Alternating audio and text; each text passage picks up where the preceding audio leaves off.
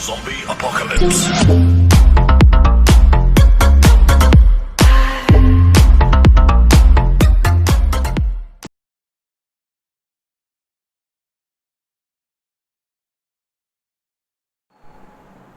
Halo, selamat datang kembali lagi bersama saya Konmi Sedalahi channel. Dan saat ini kita jumpa lagi. Salam sehat untuk kita semua. Doa saya semoga kita semua sehat-sehat dimanapun berada. Baiklah, kita akan kembali dengan materi-materi yang sangat menarik. Dan kita akan bahas saat ini adalah mengenai penanganan luka bakar pada orang awam dan profesi kesehatan. Jadi di sini kita akan membahas mengenai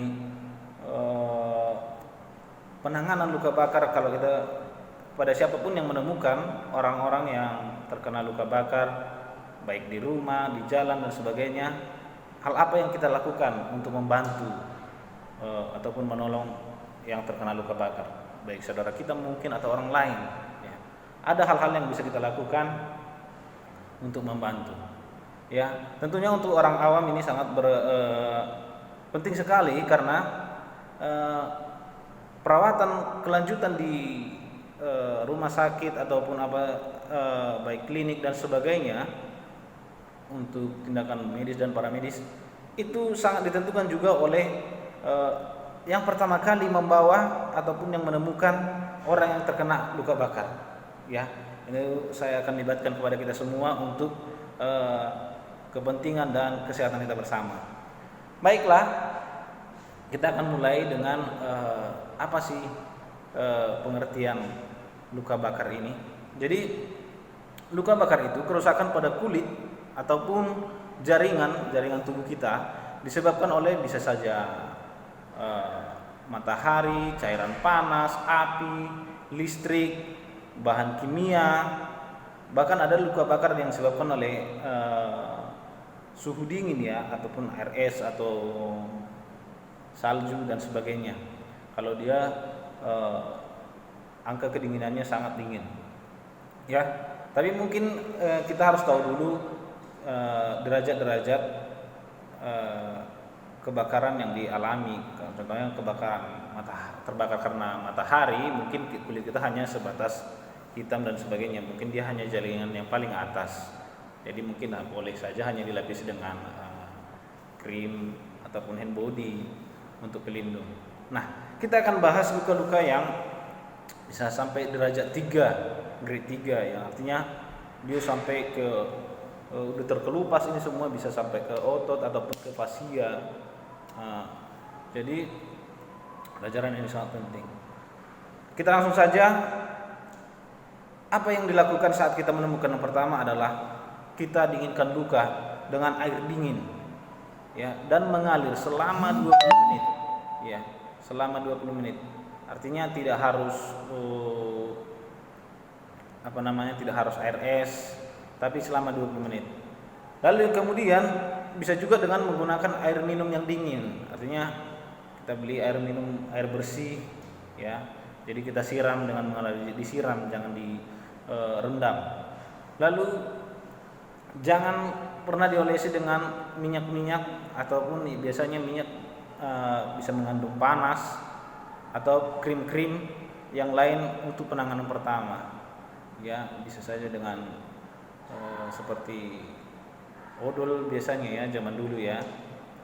Ya, saya harap kita ke depan ini tidak gunakan itu lagi. Lalu setelah kita temukan, bisa saja yang kita temukan lukanya di tangan. Ini bisa setelah kita bersihkan dibungkus dengan di plastik wrap, biasanya plastik bersih tapi dengan longgar.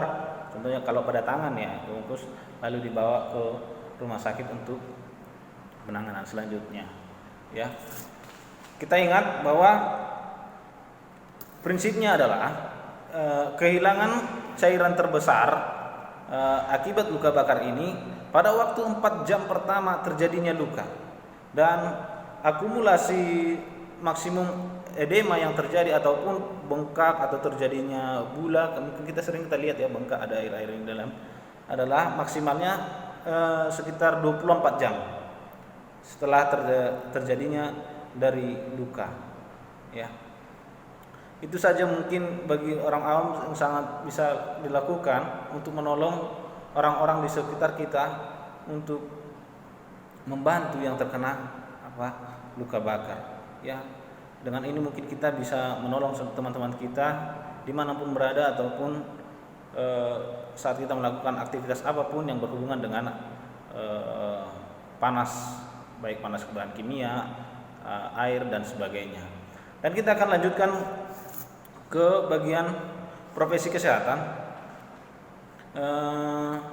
Kita akan bahas mengenai proses penanganan lanjutan dari penanganan luka bakar yang sudah ditolong oleh penolong pertama. Ya, dan di sini saya akan berbagi ilmu sedikit ataupun berbagi pengalaman mengenai luka bakar. Dan kita akan langsung masuk ke bagian rumus ataupun perhitungan-perhitungan yang akan kita lakukan untuk menolong pasien setelah tiba di lokasi kita, ataupun di rumah sakit, ataupun di klinik dan sebagainya.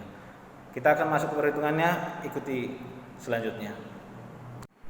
Oke teman-teman, kita akan mulai menghitung cairan pasien yang terkena luka bakar sewaktu sudah masuk ke rumah sakit.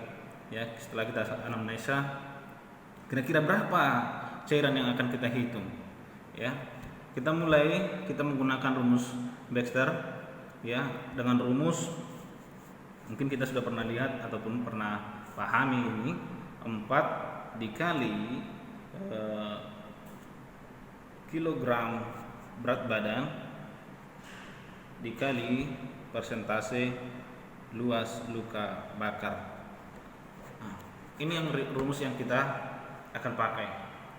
Ya, kalau kita seumpamakan contohnya pasien datang 60 kilo dan kita umpamakanlah daerah dada dan perut itu sekitar 20%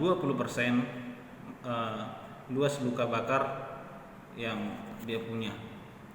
Ya, tapi kita harus tetap ingat ya bahwa kita harus bergantung dengan rule of 9 sebagai acuan kita menentukan derajat atau luas luka bakar yang kita hitung. Ya, kita sudah tahu mungkin itu tangan 9 dan dada dan perut 9, kaki 9, kaki kanan 9, kaki kiri 9, ya dan sebagainya. Kita harus saya anggap kita sudah mahir semua untuk menghitung luas luka bakar yang kita anamnesa. Ya, lalu kita lanjut. Kita datang tadi pasien diketahui bahwa berat badannya sekitar 60 kg dengan luas luka bakar sekitar 20%. Nah, kita akan hitung, kita masukkan ke rumus 4 dikali berat badannya tadi 60 kg dikali 20 luas luka bakarnya 20%. Maka kita akan mendapat hasil sebesar 4.800 mililiter per 24 jam. Jadi sepanjang 24 jam kita harus masukkan ini mengganti cairan yang sudah keluar dari pasien. Ya. Sebesar, maka artinya ini kebutuhan cairan pasien ini sekitar 4,8 liter selama 24 jam ya, 24 jam. Lalu kita akan hitung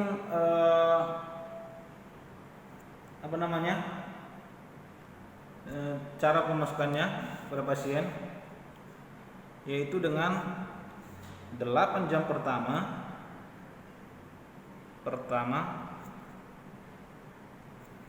maka kita akan memberikan setengah ataupun 50% dari cairan yang kita sudah hitung. Dari cairan 50%. Lalu 16 jam kedua, 16 jam selanjutnya kita berikan apa? 50% dari cairan. Artinya kita berikan 50%, ini sekitar 2400 mili waktu pertama. Ini 8 jam ya, 8 jam pertama. Lalu 16 jam kedua, karena kita hitung 24 jam, 16 tambah 8 24. Nah, kita akan berikan 2400 mili ataupun 2,4 liter. Nah, lalu setelah ini kita masukkan caranya. Ini yang akan saya lewatkan. 8 jam pertama. Ya, tadi diketahui 2400 selama 8 jam. Artinya 1 jam cairan kita beri, tinggal bagikan aja 2400 bagi 8, artinya 300 ml per jam. Nah, lalu kita masukkan ke rumus pemberian cairan. Ya, ini adalah jumlah tetesan per menit. Tetesan per menit sama dengan volume yang dibutuhkan.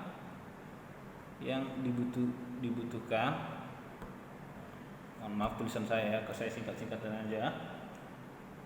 Dikali faktor tetesan,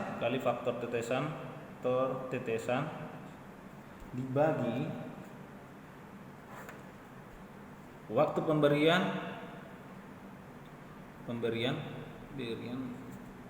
kali 60. Nah, setelah masuk ini kita masuk langsung angkanya. 2400 dikali 20 dibagi 8 dikali 60, maka kita akan dapat hasil 100 tetes per menit. Atau artinya di situ 1 detik tetesan infus kita beri 1 sampai 2 tetes. Ini untuk 8 jam pertama. Lalu kita akan masuk ke 8 jam kedua. 16 jam berikutnya, 16 jam kedua. Kita hitung lagi. Diketahui tadi 2400 selama 16 jam. Langsung kita bagikan aja langsung, karena kita kasih 16 jam, 2400 bagi 16 sama dengan berapa? 150 ml. Nah, langsung kita masuk ke cairan infus tadi. Sama seperti waktu tadi, jumlah tetesan sama dengan jumlah tetesan per menit sama dengan volume cairan yang dibutuhkan, dikali faktor tetesan dibagi waktu pemberian dikali 60. Nah, itu rumus yang tadi. Langsung kita ke angka 2400 dikali 20 dibagi, tadi kita pakai 16 jam, 16 kali 60, maka kita akan dapat 50 tetes per menit. Ini per menit ya, per menit. Maka kalau 50 tetes per menit itu artinya 1 detik kita akan beri kurang lebih 1 tetes cairan dengan infus dewasa tadi ya, karena dia umurnya 60 tadi, infus makro ya. Itulah kira-kira yang bisa saya sampaikan kepada kita sesama bersama kita pelayan di tempat kita bekerja untuk menolong saudara-saudara kita ataupun orang-orang yang datang membutuhkan pertolongan akibat luka bakar, ya. Dan ada notnya, pada prinsipnya luas luka bakar lebih dari 50% luas luka bakarnya, biasanya kebutuhan cairannya akan dihitung tetap dengan luas luka bakar 50%. Jadi artinya kalau lebih pun dia persentase luas luka bakarnya di atas 50, dia akan tetap kita hitung 50%. Menurut ada beberapa teori. Dan waktu pemberian, kita ingat waktu pemberian cairan ini cairan semua, kita hitung bukan sejak tahap hospital, artinya setelah saat dia di rumah sakit, bukan. Namun kita hitung waktunya adalah sejak pasien mengalami luka bakar. Jadi itu perlu kita tahu, kita tanya keluarganya ataupun yang membawa ke rumah sakit ataupun ke klinik, kapan ini terjadi, berapa jam yang lalu, ya. Dan ini adalah satu informasi acuan kita untuk menentukan cairan yang kita berikan. Oke teman-teman, demikianlah materi ataupun sedikit pelajaran yang bisa saya sampaikan kepada kita. Mudah-mudahan ilmu ini sangat bermanfaat bagi orang awam ataupun kita pelayan medis dan para medis. Dan jangan lupa share video ini, like, komen, dan subscribe.